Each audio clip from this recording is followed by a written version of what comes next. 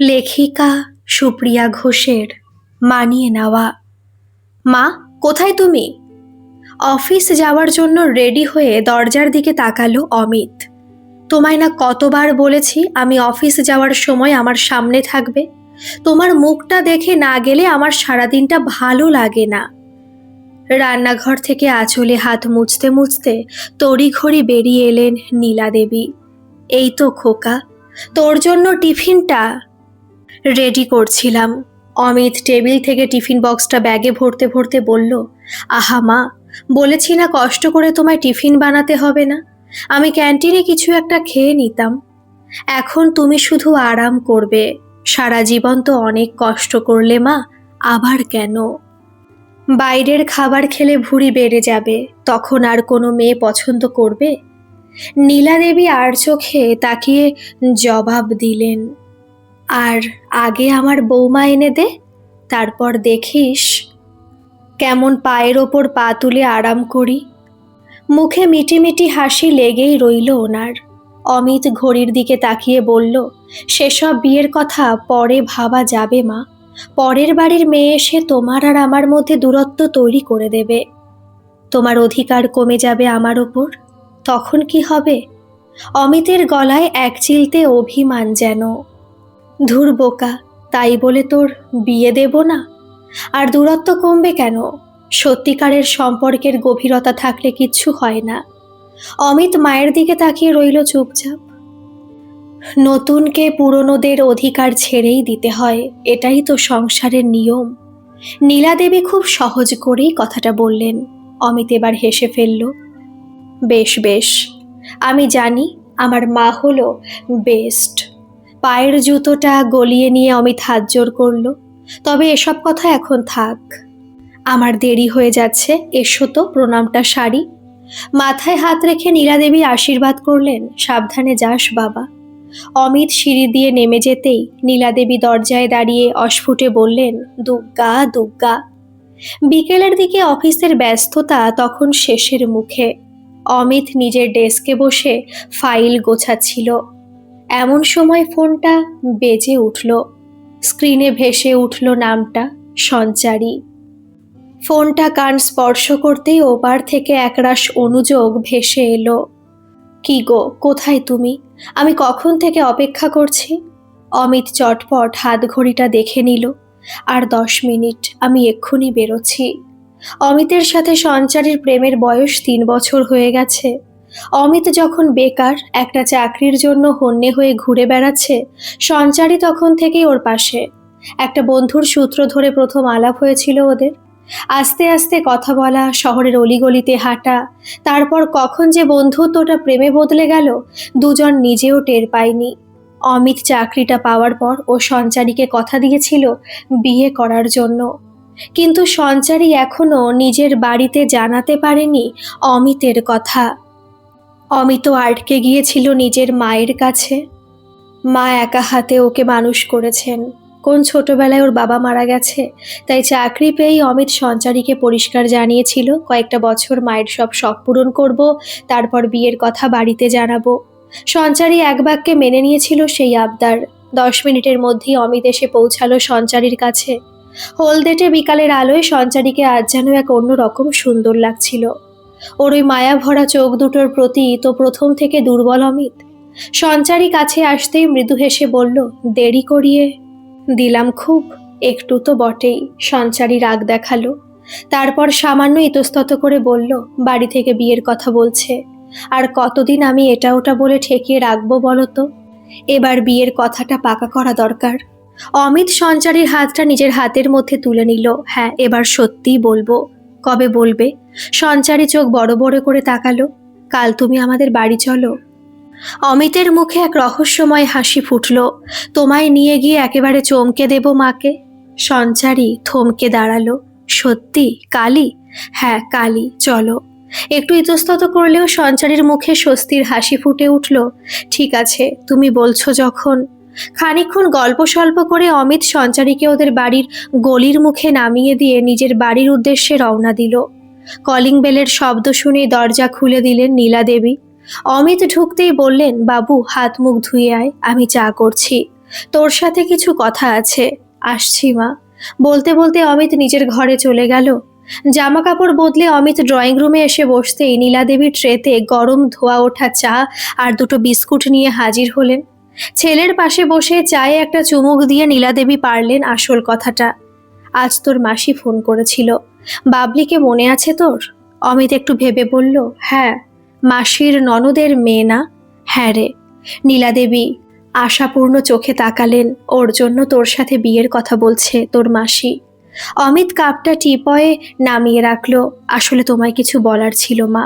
না, শুধু বলার না, দেখানোরও আছে।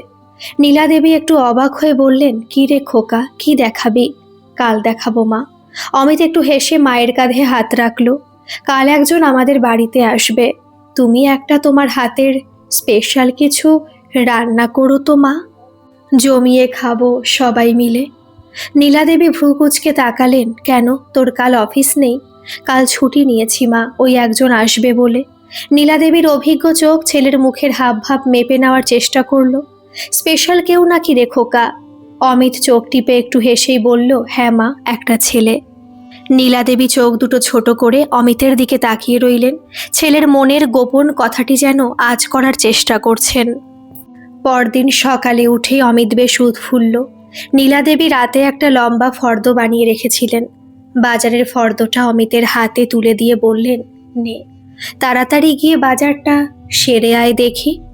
অমিত ব্যাগটা হাতে নিয়ে মুচকি হাসল। তোমার হাতের স্পেশাল মাটন কারি আর পোলাও হচ্ছে তো মা?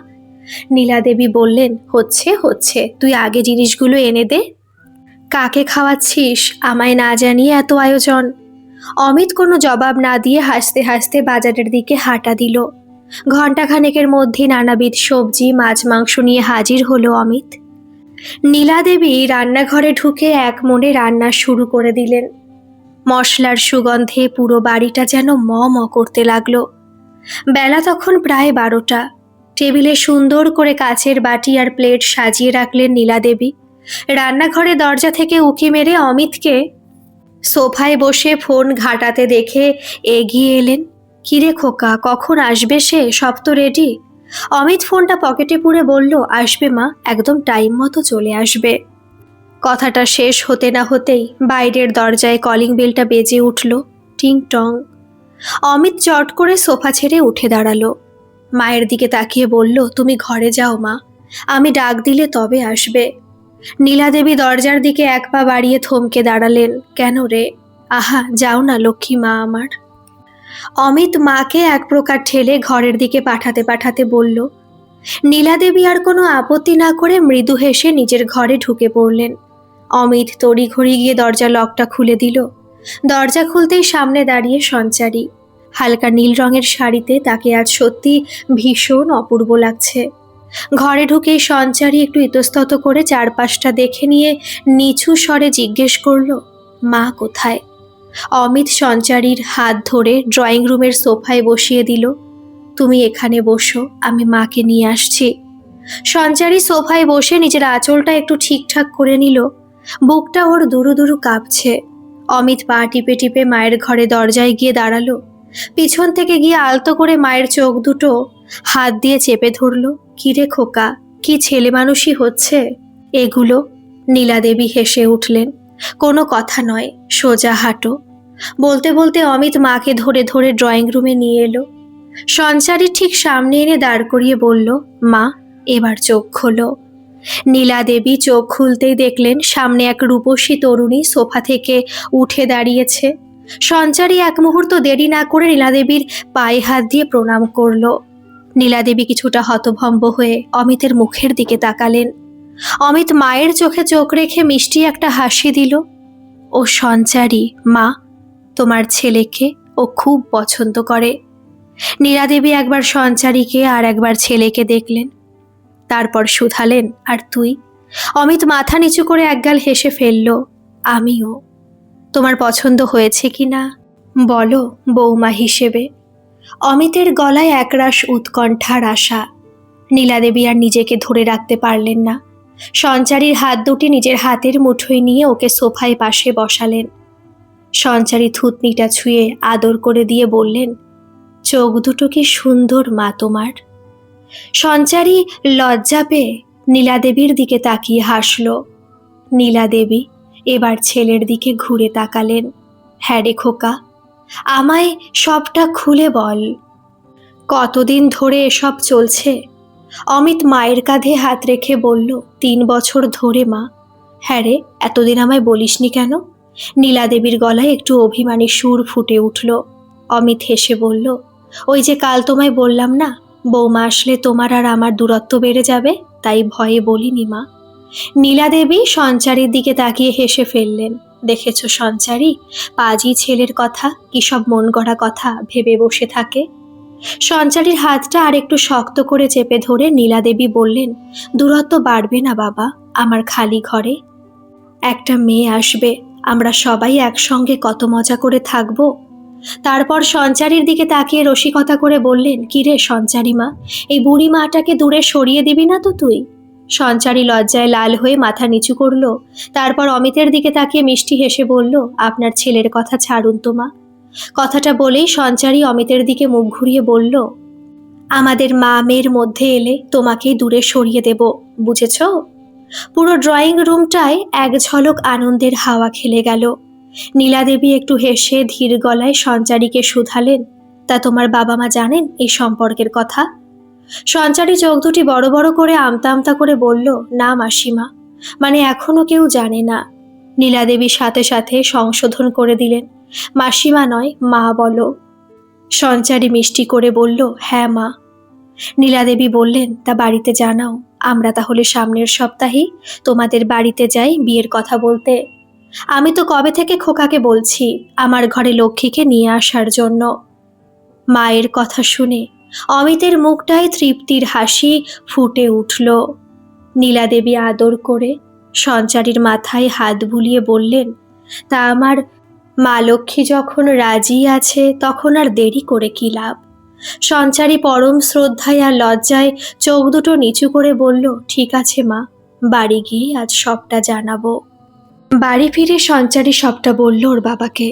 সঞ্চারীর বাবা শুনে আলতো হেসে বললেন, আমি তো জানতামই, তোর মাও জানতো।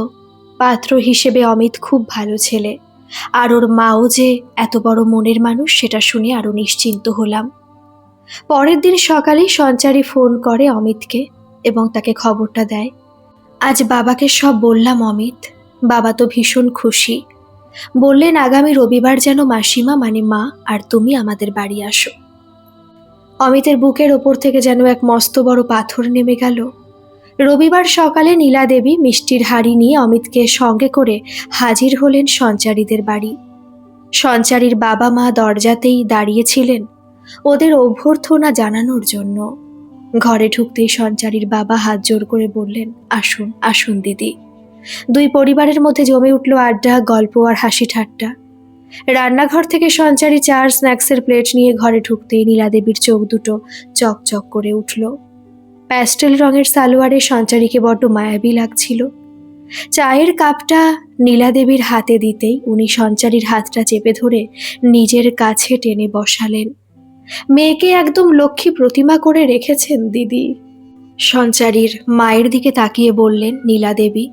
সঞ্চারীর মা হেসে বললেন, আপনার মনটা বড়, তাই ওকেও এত ভালো লাগছে।